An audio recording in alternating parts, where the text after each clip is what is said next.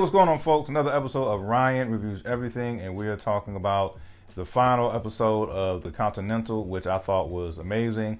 This prequel really did the John Wick franchise some justice, or did it more than just some justice. It was extremely entertaining.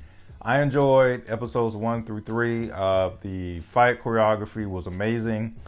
And I like the storyline. Yes, we are going to get into like a recap and review of episode 3, but just as a whole, the series as a whole, I loved how it was just, to the point, straight and to the point overall.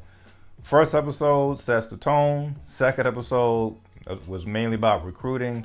And then third episode is pretty much an all-out war trying to take down Cormac, played by Mel Gibson.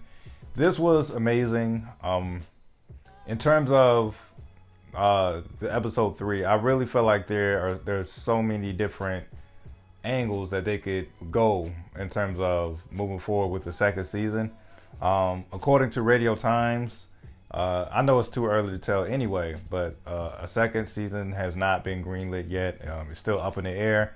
But producers are saying if the ratings are good and, should it get overall good reception, they're definitely open to starting a second season. You could easily make second season about the rise of the Bowery King, played by Lawrence Fishburne, which I think would be great.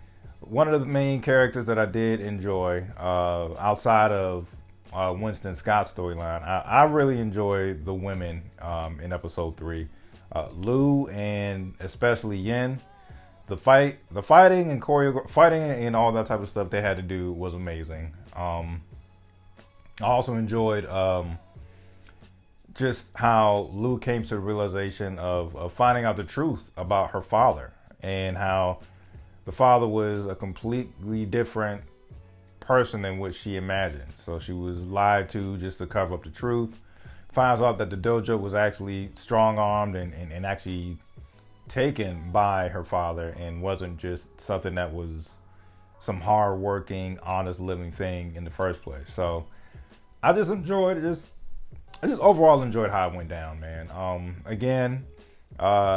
Those twins in the third episode were definitely a handful. We definitely see it took Lou and her brother to actually even to even get a scratch on I think it's Hansel. I think it was a Hansel and Gretel angle. And the one-on-one fight with Yin and Gretel was amazing. It's a problem when you can't just fight this person straight up with the hands. Like Hansel had to get taken out with a gun. Gretel had to get blown up by, C4 being strapped on her shoulder. So that just goes to show you how tough it was. So yeah, I did appreciate how we saw the relationship develop between Sharon and Winston Scott.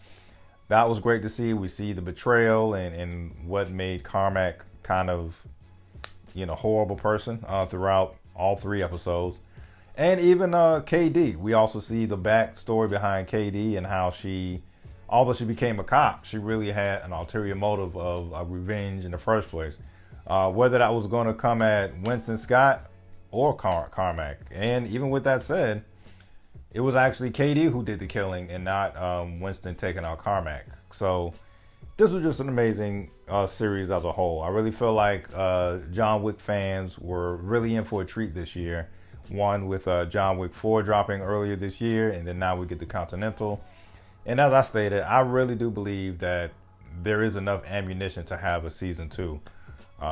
Especially, we're not even, we just touched the surface with the whole homeless community, and I would love to see something focusing around the Bowery King. Should a second season get greenlit. And being that it's a prequel, I'm sure we could find someone to play a young Lawrence Fishburne as the Bowery King. So, love it or hate it, man. That's my review. I really enjoyed it. Just a lot of ass kicking and taking names from like a good 60 to 70% of episode 3. And that's what I love to see. Love it or hate it. That's my review. Peace.